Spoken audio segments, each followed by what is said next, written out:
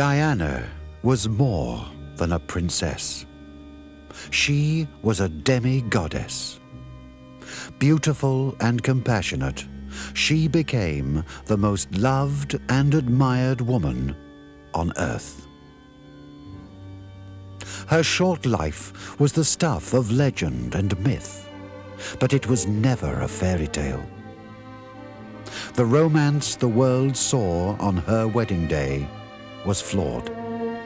No one lived happily ever after. Diana's story is about suffering and achievement, about love and loss, about tradition and change. Above all, it is about a woman without equal.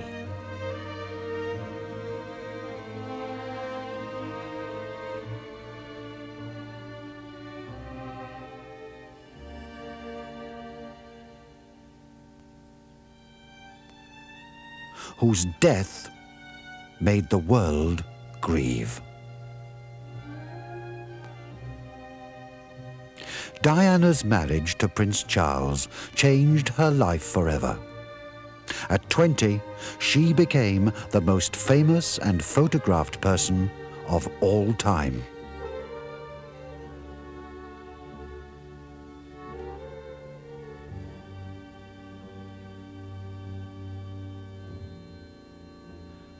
On July 29, 1981, almost 1 billion people watched a shy and inexperienced girl just out of her teens marry the heir to the British throne.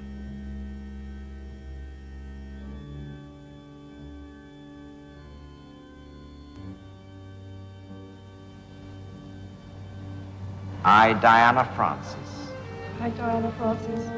Take thee, Charles Philip Arthur George. Take thee, Philip Charles Arthur George. To my wedded husband. To my wedded husband. Charles was 12 years her senior, but almost a generation away from her youthful exuberance. She idolized him, but hardly knew him. She had even called him Sir. He found her kind and attractive, with the right English aristocratic background to bear heirs for the throne. It was a regal alliance between the flower of the Spencers, one of England's most noble families, and the House of Windsor, the ruling dynasty of Britain and its scattered Commonwealth. Diana's path moved swiftly from the life of a young and free kindergarten assistant to a royal bride. To teach children, they said, why not come along? So I first started off doing afternoons, and then I took over the mornings and did whole days. But I only worked 3 days a week at kindergarten, and the other 2 I looked after American baby boy.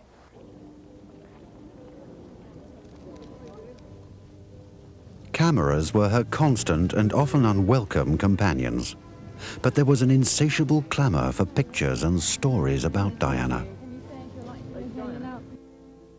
Charles hoped he would grow to love his gorgeous young bride-to-be, with her charm and delightful sense of humour. But the woman he really loved, Camilla Parker Bowles, would stand with the congregation at St. Paul's Cathedral, casting her dark shadow over the marriage. I asked Diana before she went to Australia, 2-3 days before, because I thought it'd be a good idea that, apart from anything else, if she went to Australia, she could then think about it, and if she didn't like the idea, she could say she didn't, or if she did, she could say that. But in fact, you actually said... Yes, quite promptly. Before you went to Australia, yes, that she's been brave enough to take me on. And I suppose in love. Of course. Whatever in love means. Yes. So. Here we see the royal couple on their honeymoon at Balmoral in Scotland.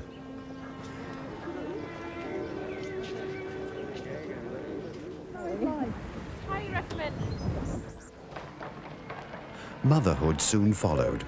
Prince William was born in June 1982, a few days before Diana's 21st birthday. Both Charles and Diana seemed to take equal delight in the new arrival. Diana's second child, always known as Harry, arrived in September 1984. It was unclear, as he himself famously said in that interview, whatever love means, whether he was in love with her. To be honest, they scarcely knew each other. They'd barely met before they announced their engagement. They should have formed a happy family unit. But the influence of Charles's inner circle of friends, who regarded Diana as an empty-headed showgirl, began to pull the couple apart. Naively, Diana had hoped that her youth, beauty and popularity would win her husband's love. Her inability to make him love her renewed deep feelings of insecurity and unworthiness that had troubled her since her parents separated when she was 6 years old. Diana was happiest in the company of her own children. She was unlike any previous royal mother. With her tactile approach, she turned her back on traditions of aristocratic childcare, which she found cold and distant. Diana's life on the surface may have appeared to have been a glitzy, glamorous one. The undercurrent of her life, ever since her childhood, was really one of sadness and tragedy. The first main event in her life was her mother leaving when she was only 6 years old, her parents' divorce, her father remarrying a woman she didn't altogether like, although later in life they had a rapprochement.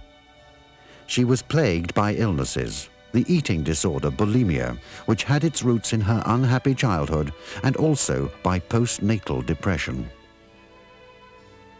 Behind that public image of a glamorous, superbly groomed fashion plate princess was a deeply complex young woman trying to cope with impossible demands.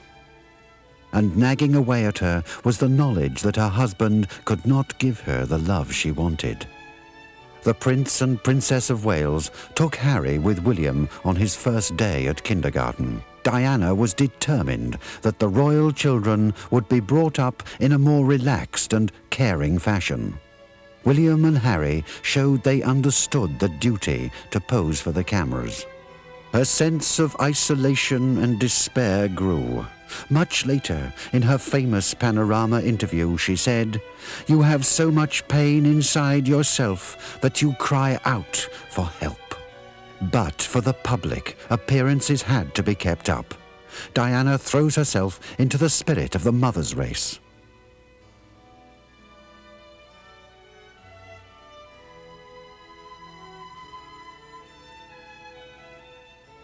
Her real joy is on seeing her darling son rushing towards her.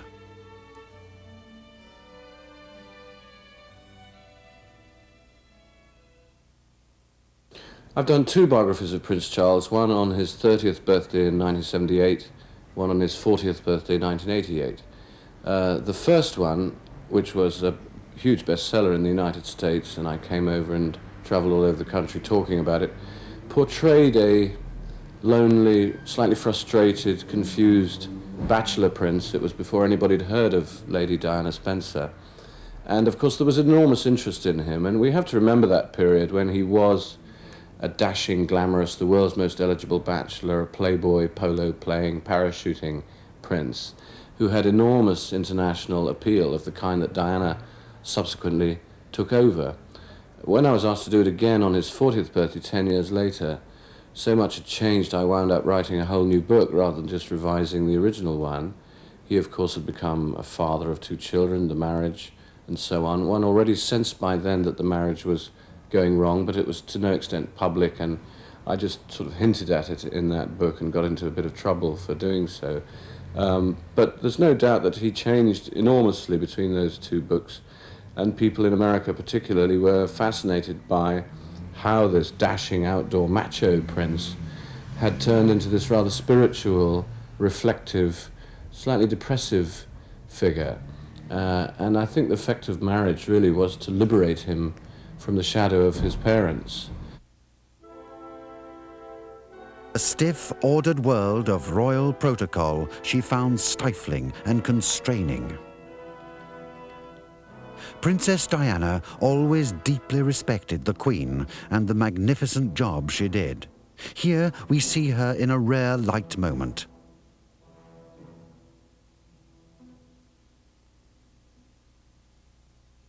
like a soap opera that needs new people brought into the cast from time to time, Diana and her friend Sarah, the Duchess of York, were the new female leads, and for them to have children rejuvenated the whole institution. During the grim period in the middle part of her life with the prince, there was a glimmer of light from her relationship with the ebullient Sarah Ferguson. They recaptured some of the fun that the princess had known before her own wedding. Unfortunately, after the publication of revealing holiday pictures and a critical biography, Fergie suffered a catastrophic fall from royal grace.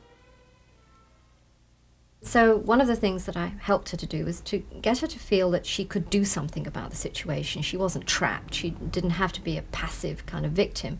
And one of the ways was to convert that suffering into helping others who were also suffering. I mean, you transmute your suffering by dealing with others. It's what counselors, psychologists do all the time, so in a way. She probably would have done that anyway, but it was certainly something we discussed on that first occasion. Prince and Princess of Wales tried to apply a diplomatic veneer to the cracks in their private life. Through interviews and articles, they tried to convince the world that all was well with their marriage. Diana sought solace in exercise and spiritual healing. If there was something that I felt that I wanted to do during the time we were there, certainly the first time, was that it was quite clear she was suffering immensely. And when people are suffering a lot and they feel very trapped by their position, it makes them feel helpless.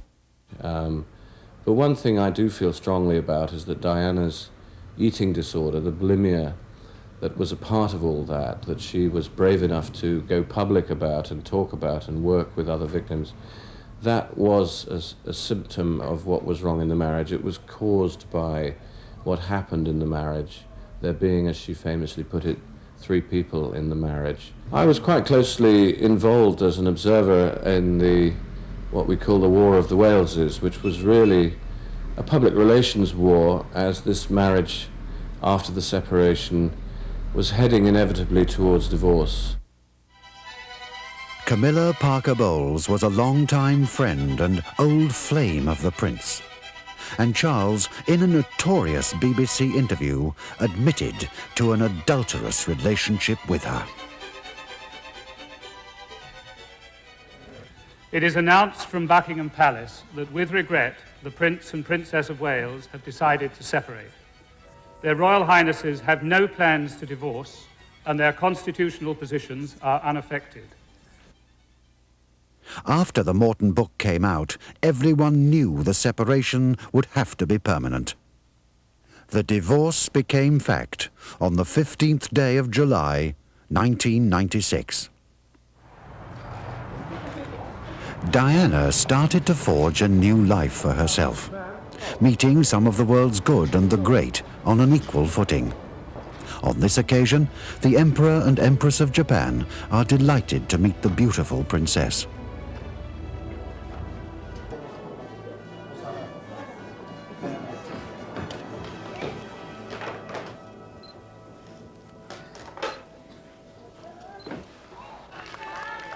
Concerned about the ill health of her friend, the saintly Mother Teresa of Calcutta, the princess took time out in New York to visit this key spiritual figure in her life.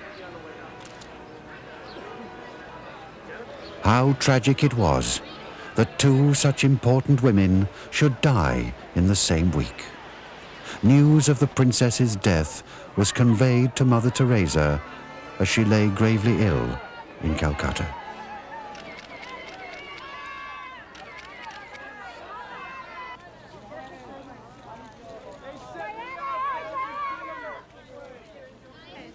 Hearts are tugged as Diana and General Colin Powell make this little girl's year.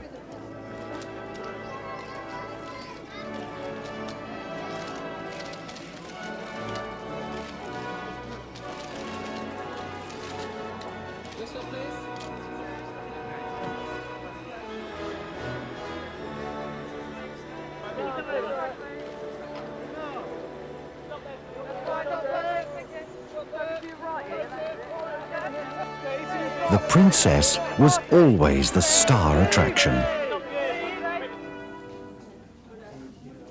An SOS distress call from her close friends Jemima Goldsmith and her new husband, presidential candidate Imran Khan, told her that a Pakistani cancer hospital was in danger of closing for lack of funds. Ignoring warnings about her safety, Diana, staunch friend that she was, dropped everything to help the cause and successfully rescue the imperiled hospice. The divorce obviously was a watershed. Everybody knew it was coming. Everybody, in a way, had taken their view on whose side they were on, insofar as people felt they had to. But I think vast sympathy went to Diana because of the terms of the divorce settlement. That was famously in July of '96, when she was deprived of her rank of Royal Highness. She was struck out of the prayers that are said for the royal family in churches throughout Christendom every Sunday. She was officially declared not a member of the royal family anymore. Such was the immense popularity of the princess that nothing more disgusted the British people than stripping her of her royal title in what looked like an act of mean-mindedness. I think the reaction in Washington is very much like the reaction every time Diana comes to America. The Americans love Diana, and I think the reaction that I've been hearing certainly all day today is, if Britain doesn't want her, we'd love to have her. The greatest line I had today was from a lady who was waiting to see Diana, and she said HRH anyway. She said it stood for her rotten husband. She's better off without it. We love her anyway. The general sadness felt at the loss of her title became more painful following the tragic events in Paris a year later. In losing her HRH status, she also lost the services of the royal bodyguard who protect the lives of the royal family. Her first public engagement following the sad divorce, the princess met the First Lady, Hillary Clinton, at a breakfast fundraiser to raise money for breast cancer. I want to welcome all of you, and particularly our guest of honor, Diana, Princess of Wales. I was thinking as I met her in the Blue Room that this is one of the nicest British invasions that the White House has ever had. The other one, as some of you may remember from history, burned the place down, but now we have the metaphorical equivalent of that excitement here in the White House. The disastrous breakup of her marriage changed the direction of Diana's charity work. Instead of a huge range of organizations, she devoted herself to just a handful of issues and causes, those where she thought she could make a difference and change the face of world opinion. And she even challenged governments to change their minds. She became the champion of the voiceless, the powerless, and the sick. She catapulted issues into the headlines that no one except her could have forced onto the world stage. In a symbolic move to sever her links from her own dark ages, she gave away many of her old dresses from the world's greatest designers so that they could be sold for charity. As the princess was always in the public eye, the slightest change of appearance made newspaper and magazine headlines. And it was a new-look princess that faced the future. Such was her sense of style that every change was greeted with huge acclaim. I remember her first as being a very shy young girl who actually had not yet found her way in terms of fashion. But over the years, she learned to develop a taste in clothes that were absolutely right for the lifestyle she led. Right, well, what we have here is we have 10 years of Diana's fashions, right from the early days where she thought she had to be very staid and traditional, the heavy sequins, drop waists, right up to the independent Diana of the serpentine dress, cleavage, shoulders, which she loves. Like, this is what suits me and this is what I'm going to wear. Diana was far from being a slave to fashion. She was her own woman. What's the use of them hanging around in a wardrobe? I mean, if they can be out there earning money for charities, and after all, fashion changes so much, so they're really of no use to her, but you know, if it brings in money for the charities, that'll be fantastic. And it'll be interesting to see the kind of people that will buy them and what they'll be using them for, whether it'll be museums or private collectors or people actually be wearing them and saying, you know, I'm wearing Di's dress.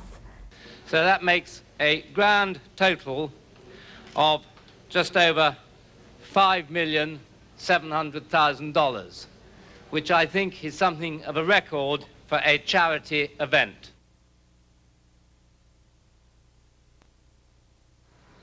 The singer, Elton John, was a close friend of Princess Diana, and overcome by grief at the funeral of the world-famous fashion designer Gianni Versace, the musician was comforted with the gentle touch from a loving heart.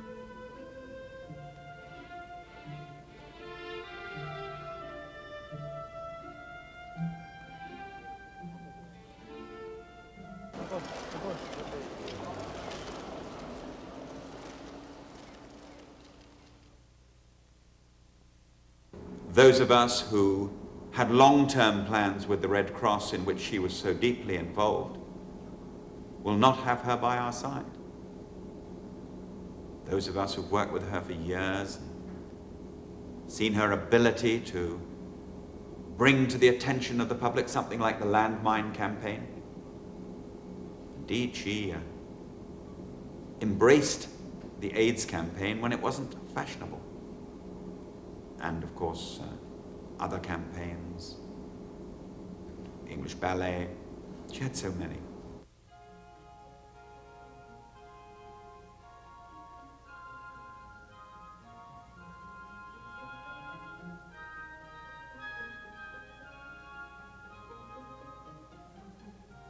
She worked unceasingly for lepers, AIDS victims, sick children, and cancer sufferers.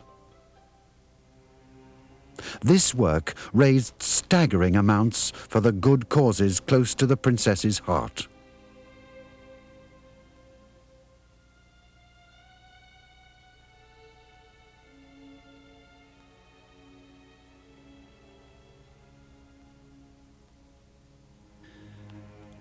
These pictures sounded a wake-up call to the world. Her Royal Highness dared to touch a leper, dared to feel deeply for an outcast. She challenged ignorance at any level. Wherever Diana, Princess of Wales, went, so did love. Wherever she went, so did hope. Diana, Queen of Hearts, worked tirelessly for the cause of children everywhere. But it was far beyond the call of duty. It was a special gift. She refreshed everyone she met, especially these children on kidney dialysis at the renowned Great Ormond Street Children's Hospital in London.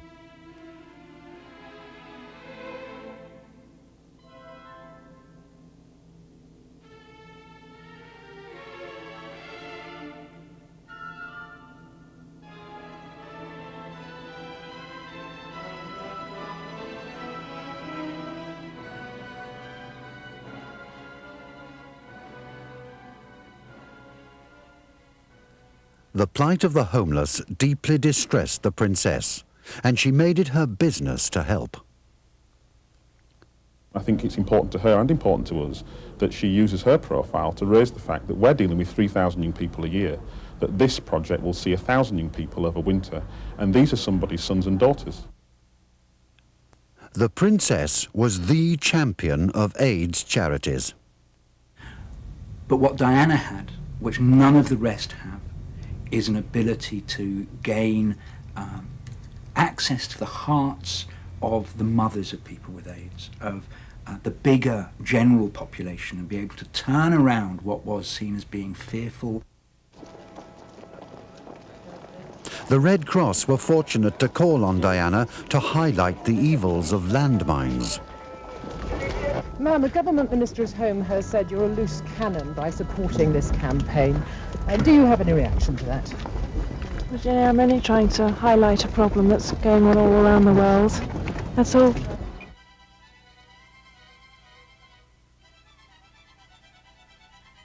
Were you surprised at the political furore that developed as a result of your visit to Angola? I saw it merely as a distraction because I'm not a political figure. I am a humanitarian figure, and always have been and always will be. We will concentrate, of course, on dissemination. It's been a very intensive 4 days. I have seen a great deal.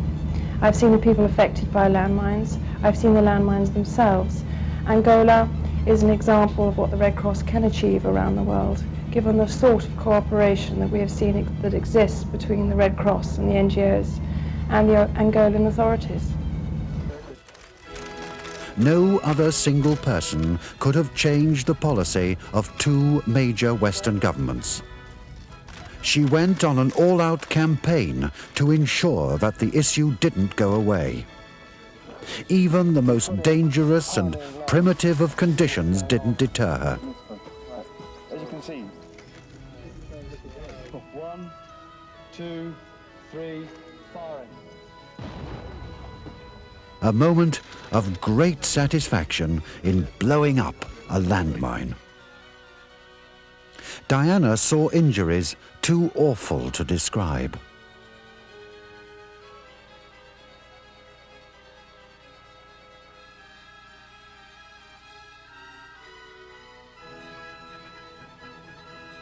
The princess interrupted her holiday to travel to Bosnia to raise the profile of the Red Cross campaign against mines.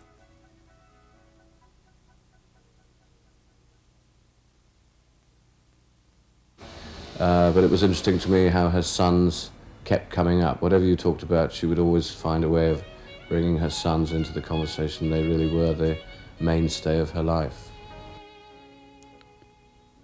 Princess Diana was like any ordinary mother.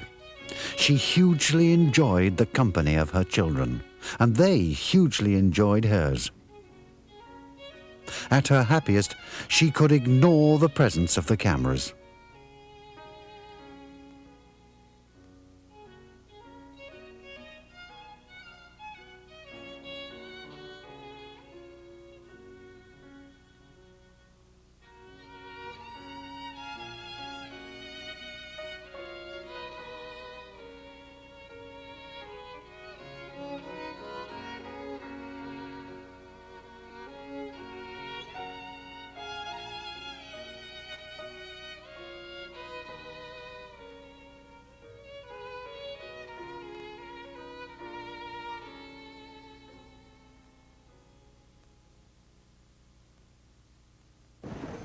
Prince William, in many ways so like his mother, has never been comfortable in front of the press.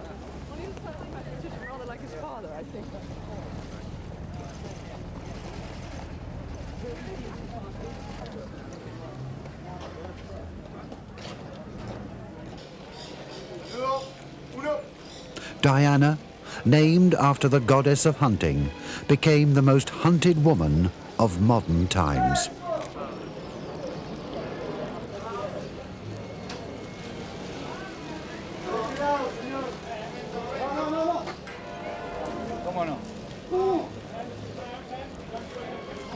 This was the scene moments earlier.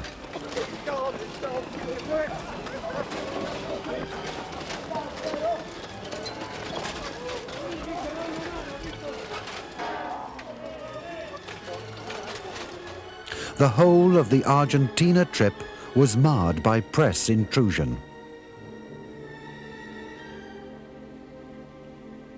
Even in the farthest reaches of Patagonia, thousands of miles from anywhere, the press pack pursued Diana for the least photo opportunity.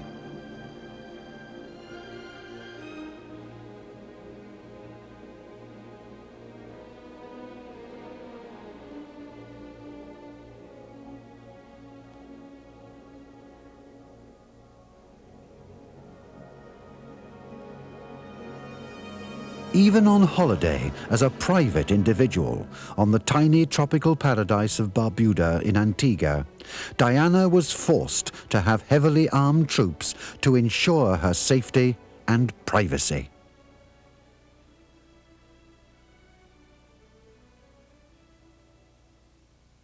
Any person desired to be on an island for vacation deserved to be left alone for a while.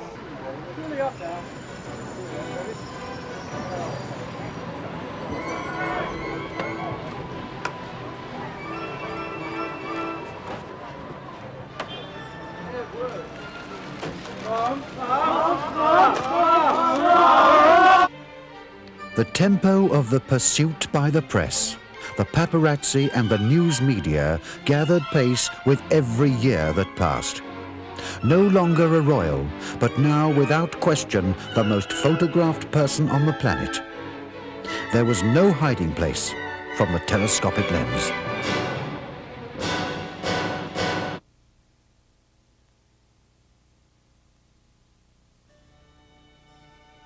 The news that the people's princess might have found a man worthy of her affection only served to whip up a storm of press attention.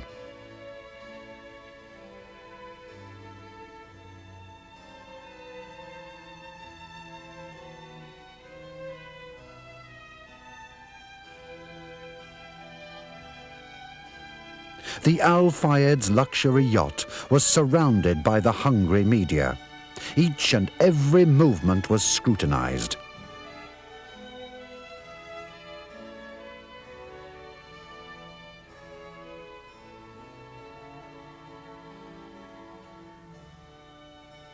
Dodi Al Fayed was the son of billionaire Mohammed Al Fayed, the owner of the Harrods Empire.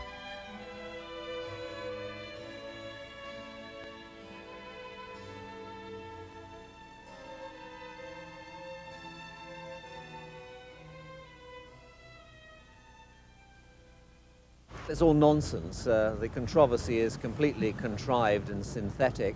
This is a purely private family holiday. Two families together in the sun enjoying themselves. It was arranged very discreetly and it would have stayed entirely private but for the interest of the paparazzi.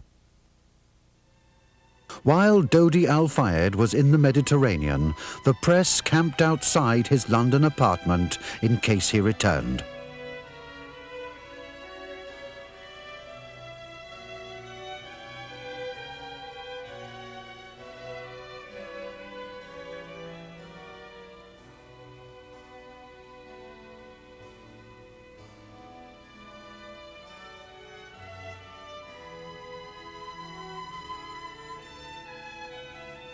Tony Blair, the new British Prime Minister, was obviously distressed by the dreadful news of the princess's accident as he spoke to the press shortly after the news arrived. The tragic couple had left the Al Fayed-owned Ritz Hotel in Paris and had been fatally injured when their Mercedes car struck a pillar in an underpass.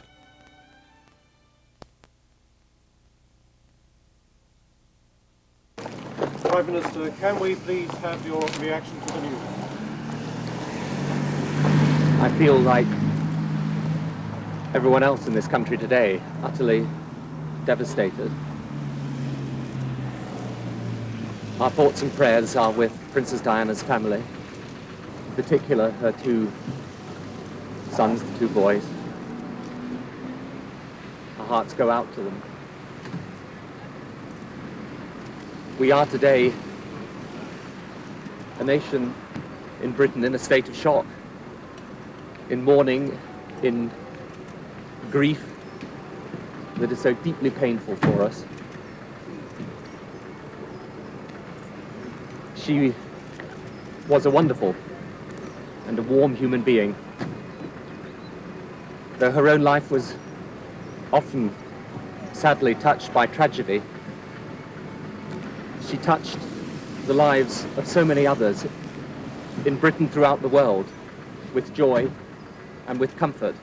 The people everywhere, not just here in Britain, everywhere, They kept faith with Princess Diana.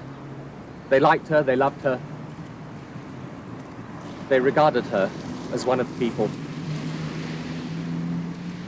She was the people's princess.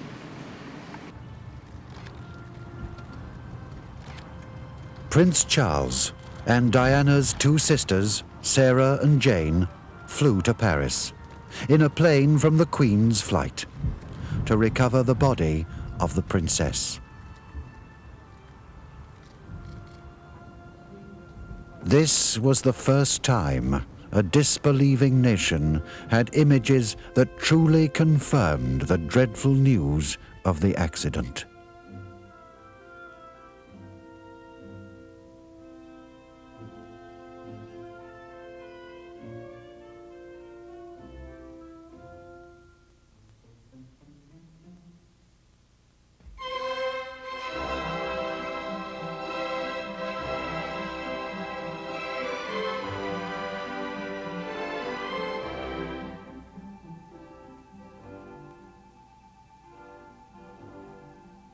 The coffin was taken to lie in state in St. James's Palace.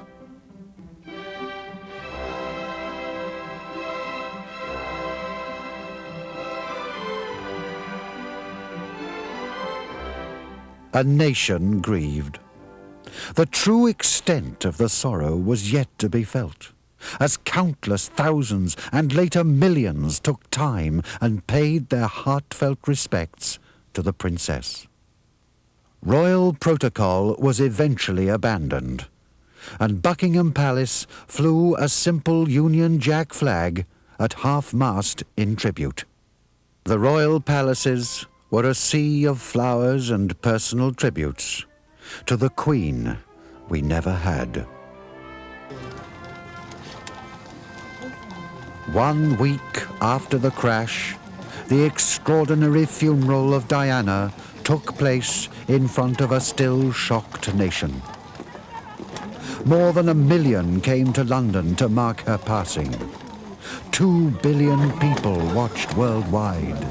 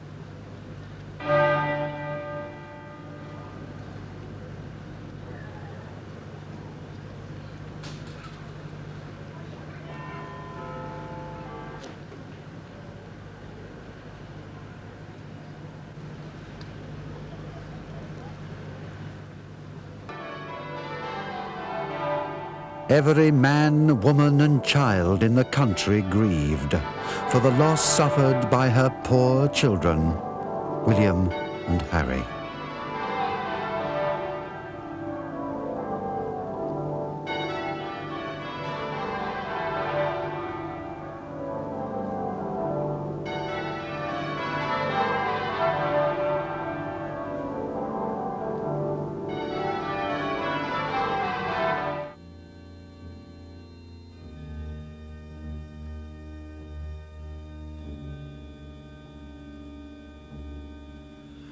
Thousand upon thousands lined the streets and motorways taken by the cortege.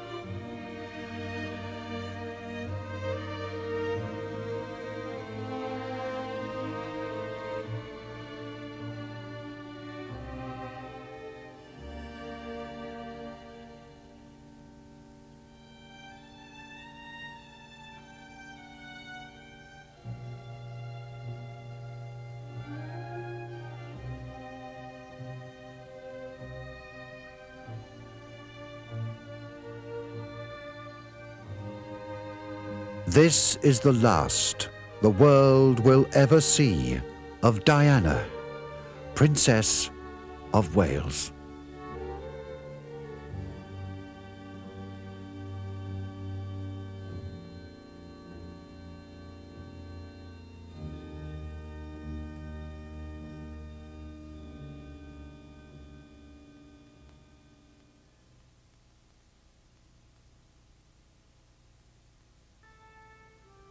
Diana has left many legacies for those less fortunate than herself, many gifts for those less able to find their voice. But her dearest treasures were always her children, and we fervently wish that they do not have to face the incessant pressures thrust upon the people's princess. They will sorely miss her guiding hand and loving comfort. One hopes above all that Prince Charles will put those children before his public duty, which he's not always done hitherto, make more time to be with them, learn to hug them like their mother did. That's what they need. That's going to be the great void in their life. Earl Spencer's compelling funeral vow to her living legacy, her sons, is a promise to protect them from these overwhelming pressures.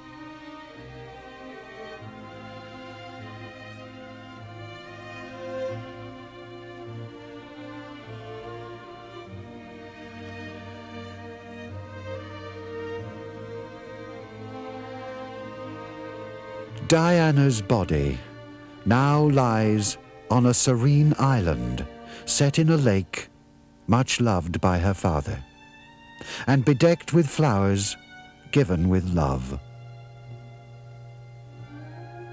In life, she wanted to be the Queen of Hearts. In death, she has claimed her title forever.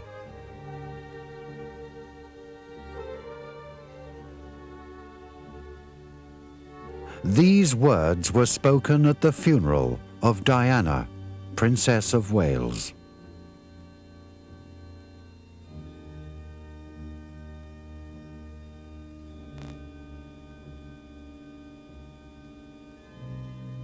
Love never faileth, but whether there be prophecies, they shall fail. Whether there be tongues, they shall cease. Whether there be knowledge, it shall vanish away. For we know in part, and we prophesy in part. But when that which is perfect is come, then that which is in part shall be done away. When I was a child, I spake as a child. I understood as a child. I thought as a child. But when I became a man, I put away childish things. For now we see through a glass, darkly, but then face to face. Now I know in part, but then shall I know even as also I am known. And now abideth faith, hope, and love, these three, but the greatest of these is love.